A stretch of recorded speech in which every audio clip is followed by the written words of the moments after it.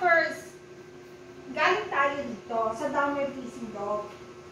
Okay, ganyan. Tapos, pinaabante kita. Abante. Good. Nice. Okay.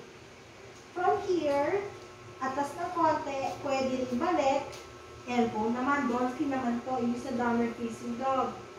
Okay, tuck in your head. Dahan-dahan mo ngayon. Angat yung pet mo.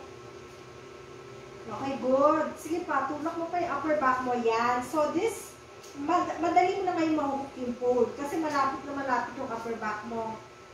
Yan. Okay. So, pwedeng either dito sa likod or dyan ko sa ka-comfy.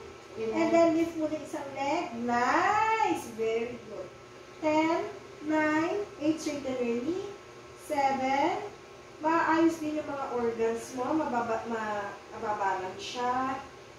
6, 5, 4, 3. Now, para bumalik, iwan mo muna isang foot mo. And then, yung isa. And then, stretch mo siya for a nice split. Switch. And split. Balik.